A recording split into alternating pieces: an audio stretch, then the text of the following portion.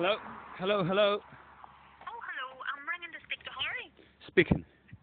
Oh, hello, Harry. My name's Tony. I'm ringing from Lifeline. Hi, Tony. I'm wondering, would you have a moment to talk? Yes, yes, I have a moment. Oh, brilliant. Well, I'm just ringing, Harry, to let you know we have received your complaint.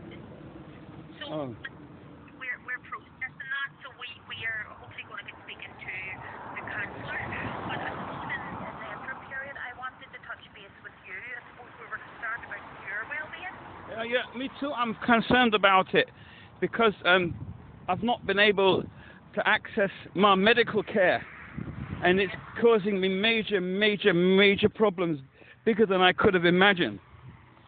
Do you mean medical care as in like, do you mean your medical records or medical care? No, what I'm saying is that I'm brain injured, and I have to have a controller. It's like a guardian, a special person to help me, Yes. and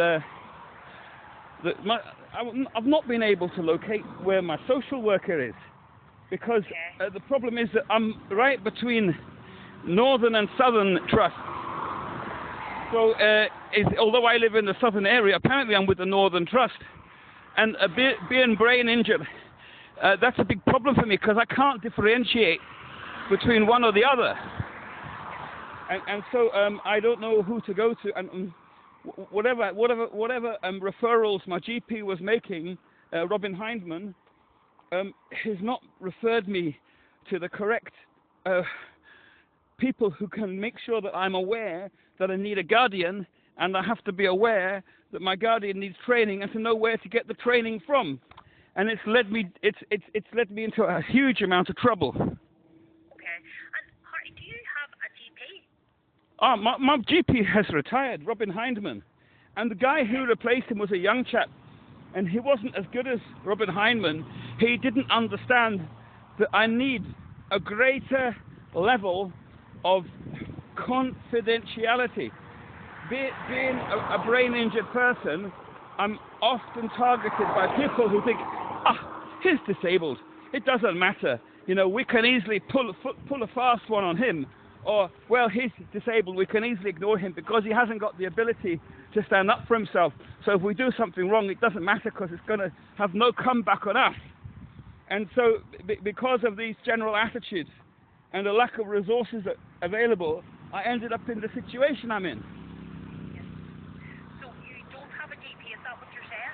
I'm saying that I had to ask my GP to remove me as a patient because they were asking too many questions about my children, and that would have led me into a lot of trouble. So I thought, well, it's going to be safer if my records are sent over to the BSO in Belfast. So I got deregistered because of the new GP guy wasn't really understanding the reasons why I need a greater level of medical privacy. Okay. And Harry, would you be willing to maybe get registered with a different GP? No, No? no, I cannot, because it would. I tell you, and I can explain why. Is that I would say only 5% of GPs really understand the high level of vulnerability I'm in, and they would breach my medical privacy, believing that the system was safe when it's not safe. Okay. And it sounds, Harry, see, the thing is, to access a lot of services in Northern Ireland, you need to be registered with a GP. Okay, but my question is this: if that's the truth, why then does the Information Commissioner not hold GPs to account when data privacy is breached? I honestly don't know. Well, then it's a problem. The problem is that I've already been down these paths before. I've had the police and social workers break in and take my children away and have them sent to a country where they've got no family, and I have no right whatsoever to lodge an appeal against their return to Ireland because they say I can't pass a mental capacity exam, and therefore I have no right whatsoever to instruct a solicitor. Okay.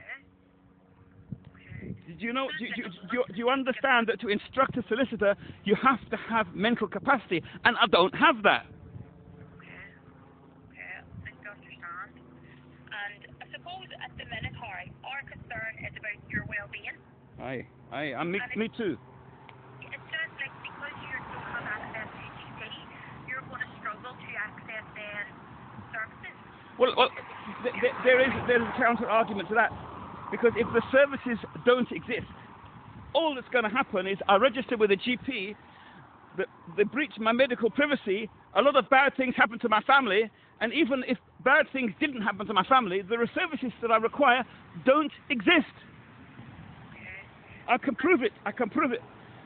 Firstly, when it comes to my wheelchair, the people in Ballymena, they said to me that they cannot provide me with a wheelchair because my spinal injury is too severe, and I have to build my own wheelchair, which I've been doing now for over 5 years. So there's one issue in terms of registering with a GP where I will not get any resolution because the wheelchair that I require does not exist anywhere. I have to build it because the lawyers of the mobility companies, they will say, "Oh, Harry, you can't ride in this wheelchair. It's too dangerous for you. It goes too fast." And I will say to them, "It's not going too fast. I've been in a wheelchair for 21 years. You think I don't know how fast I can move?" And they will just say, "Well, we're not going to build one of those wheelchairs. We're not going to put it on the market because if anybody has an accident in it, and statistically somebody will have an accident in it, we're going to be sued for too much money. We can't afford it." So therein lies the reason why I cannot get a proper wheelchair, because the lawyers of the wheelchair manufacturers are too risk averse. Do you understand that? I think so. Yeah. And it sounds like a lot has been going on then. It sounds like you've had a lot to contend with over the last while. You can't believe it. And you know, the only wheelchairs that exist are ones for living indoors and not for being outdoors and out and about. So anyway, that's the wheelchair. And then when it comes to that's what I'm talking about, my legs. Now when I'm talking about my brain, the problem I've got is this, is that I cannot pass a mental capacity exam because I'm having seizures all the time. And therefore, I'm not entitled to instruct a lawyer. And even when I do try to speak to lawyers, they just keep telling me that my questions are not legal questions. So what can I do? The problem is that when something goes wrong, I have no guardian or controller to take over when things go wrong. And if guardians and controllers don't exist, then what can I do? They have to exist. My brain's not working. I need somebody else's brain, and nobody's prepared to share a brain with me.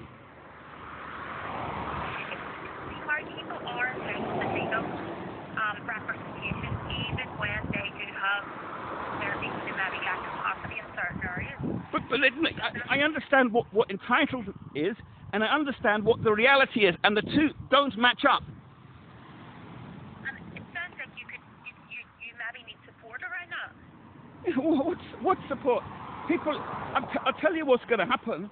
I'll tell people the support I need, and they'll just say, "Well, it doesn't exist." I mean, I have been to people who said, "I'm a professional guardian, and I'm here to be a guardian." And I said, "Well, this is what I want. This is my will." And they said, "I'm not going to do it." And the problem is a guardian is not there to impose their will upon me. The guardian is there to express my own will and make my own will more of a reality. So the guardians themselves do not understand the basic concepts of guardianship. I think the hard you could get the support when a lot of them were able to be referred back to a team, community team maybe. I'm not sure which team. I understand that's your belief, but I'm saying that in practice it will achieve nothing. Well, I think maybe if you could get involved with either physical disabilities or maybe community mental health, you could get a social worker to support you with that. It's a good point. It's a good point what you're saying. Now, let me describe it this way. Mental health. My brain injury is most recently described as functional neurological disorder. And it's a funny kind of area. It's not mental health, it's neurological. So the mental health people won't touch me. So because I can't be treated with antipsychotics, I'm not psychotic. my condition is non-psychotic. Okay. So the mental health people only interested if they can treat something with pills. Now, just bear with me a second. Yeah, So I went to this conference. I have memory problems. Just bear with me. And the problem about my medical condition, it covers too broad a range of symptoms.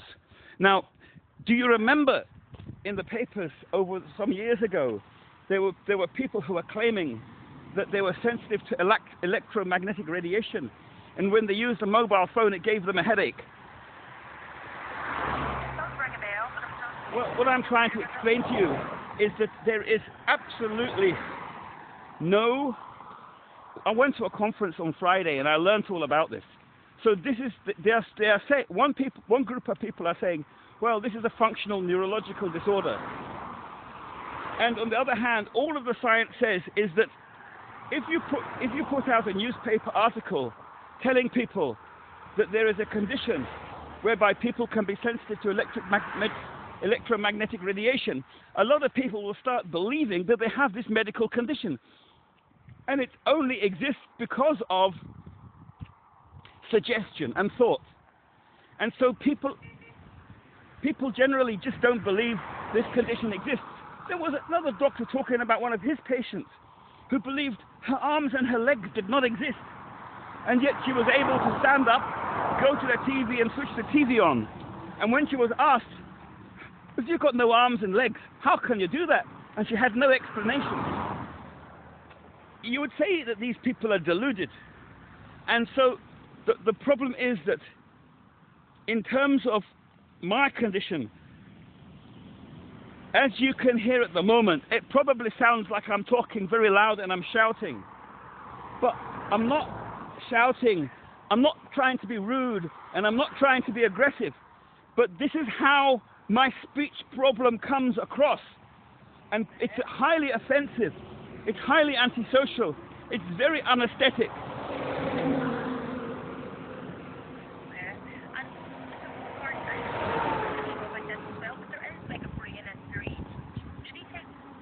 I understand that, but you have to understand, my brain injury is not traumatic, it's neurological. And so there's a problem. They can't find anything on the MRI. And so I think a lot of people, they've tried to treat me with hypnotherapy in the past. It hasn't helped. And I think therein lies a problem that is probably not functional neurological disorder, because the treatments that they've tried to provide in the past have had no positive impact upon me. And I just say that my particular condition, it's also complicated because I have underlying autism. And so if you have one condition, there's one treatment for it. But if you've got conditions underlying other conditions, it's not that simple to find a solution. And the only solution I've been shown is to get a guardian. But if I can't form relationships with people because I've got underlying autism, all that's going to happen is that the person who's my guardian or my controller is going to be highly offended and not be able to cope and run away. Well, Harry, there is a couple of services, and I know what you're saying. I don't know if this will help, but I could certainly, there is a couple of services that might help. There's a place called Headway of Brain Injury Matters. Yeah, but I know. I'm banned from Headway. They've known me for decades. You know them? Oh, right, okay. And you have to understand what I'm aware of what I need, and I know that my guardian needs training. But my guardian doesn't want to be trained. They've run away. So I have to somehow use the power of mind control to influence the thoughts of my guardian to behave in a manner that is going to be positive towards their guardianship of me. Because in order to be my guardian, they have to see me every day, and they're not doing that. And It's not easy for anybody to do that because my symptoms are far too antisocial, and I can't form relationships either. And it seems then you've had a bit of a difficult time when your GP left and you got a new GP, is that right? Please repeat the question slowly. No, sorry, I talk a bit fast. So I'm getting, when we chatted about your GP, I guess that you had a GP and he left, he retired. He retired. Robin Hyman is retired, yes. Lovely gentleman. Then you got a new GP, is that right? Yes, but he didn't understand that I need a much higher level of medical privacy. And so he was, I think he was trying to make reports and report me to people who might have taken the children away. And so that would not have been acceptable. So I end up deregistering because I cannot risk the children being taken away again. You don't know what it's like. If a child is raped, they treat it like falling off a bicycle. They just get back on again and carry on. But for a parent, it's a much different story. The effects last for decades. And do you have children? I do. I don't live with my children. No, I'm disabled. I can't. There's no support. If you live in different places. No, they're not close by, because if they were close by, the police and social workers would find them and they would be taken away again.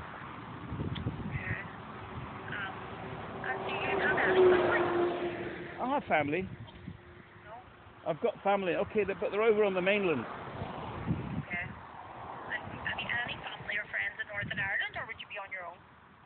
I had my Auntie Joan, but she died some years ago. Sorry to hear that. And was it just you and her all the time then? No one else? Yep. And I suppose I'm thinking, in terms of the issues with your GP, have you ever heard of the Patient Plan Council? The who? The Patient Plan Council. I'm rather deaf. The Patient Town Council? Patient Client Council. Oh, Patient Client Council, yeah. No, I've not heard of them. Because I could give you their number, and it might be that you could chat to them about registering or your issues that you had with the GP. And they could maybe chat to you a bit more about that. Okay, sounds interesting. Could you take their number down if I give it to you? Yes, hold on. Yes, you take your time. Just trying to find my glasses. Bear with me. No, take your time.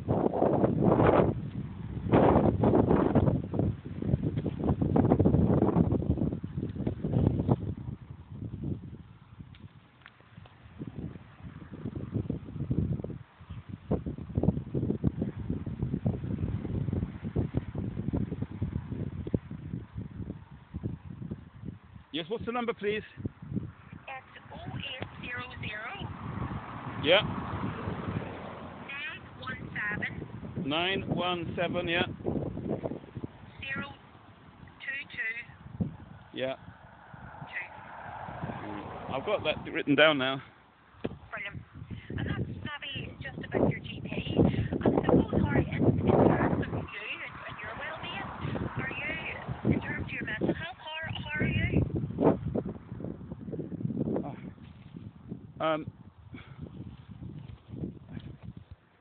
I don't know. I've got a neurological condition, not a mental health condition. I'm a very antisocial person because I have my speech is too loud.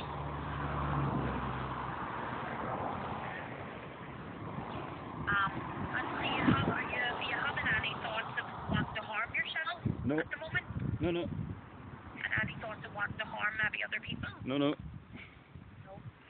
would you be here for anyone talking to you at the minute? No. Or that you can't say? No. Okay. And how long have you had this neurological condition? 35 years. Oh, Lord, it's a long time then. Hmm. Okay. So you had this neurological condition before you had your brain injury, is that right? No.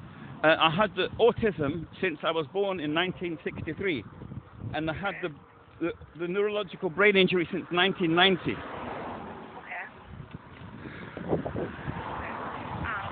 So suppose, sorry, just we were concerned about you, and it seems like a lot has happened. So I know you've got the number of the patient client council, but what we could offer you in the interim would be maybe some check-in calls. We could contact you maybe tomorrow, just for one of our customers, just to check in and see where you are. Okay. Would you be willing to do that, or Okay. that would something you'd be up for doing? Yes. Okay. Okay, well I can arrange that. But I suppose maybe between now and then, would you maybe give a wee thought, just think about maybe registering with another GP? I will talk to it. I will talk about that concept with the patient-client council. Brilliant. And Roger, even if you just think about it for now, I think that will be your best bet going forward if you can get registered with a GP. And I think that will open up a lot of services for you. Well, I understand, but I need to make you aware that what you're suggesting to me is highly dangerous and irresponsible. Okay, why do you think that? Well, why do you think? You have not really understood anything I've explained to you, I guess. My thoughts on it is, everyone accesses their health care through their GP. But if the health care I require doesn't exist, then I'm just, what's the expression, flogging a dead horse. Well, yeah, I know, I understand, but even maybe, separate to what's going on for you at the minute, like tomorrow if you developed an ear infection or something, some kind of infection maybe that you didn't need to go to hospital, but you still need to get treatment if you had a GP. But for something like that, one would just go and dial the A&E department, and if they thought it was important, they would tell me to come into A&E. Well, not necessarily, not everyone with sort of infections like that. They go to A&E generally because... Hold on a second, hold on. Okay. I had a fungal infection on my foot for 20 years. And the GP couldn't do a thing about it. And then one day I went to a different GP, and they gave me a pill and some powder, and it was gone in a week. And even though I'd had that for 20 years, so what I'm saying is, going to a GP doesn't always achieve results. No, I understand that. But A&E is fine. If I broke something, they would X-ray it and know how to fix that. Yeah. And just a suggestion, it's just a suggestion. It's obviously totally up to you what you do, but it's just a suggestion. What is the suggestion, sorry? Just think about maybe registering with the GP. Well, as I said, I'm going to contact the patient-client council immediately after this call, and I was going to discuss with them my concerns about lack of medical privacy. Okay, no, that's okay. And I will arrange for our principal to give you a call tomorrow, check in, see how you are. I will be in touch with you again about the complaint. But it's just today, see how you are and your Okay. Okay, Harry. Okay. If you need anybody in the interim, we're here. Our telephone number, obviously you've called. So please pick up the phone. I'm going to create a profile for you. So if you ring through, your profile should come up. And if you need to chat to us, we're here 24 hours a day. So please pick up the phone. Yeah, I'm going to put something together. I'll talk to these chaps, that telephone number you gave me, and then I'm going to send my stuff in writing and tell them that in my experience, the care I need doesn't exist, and that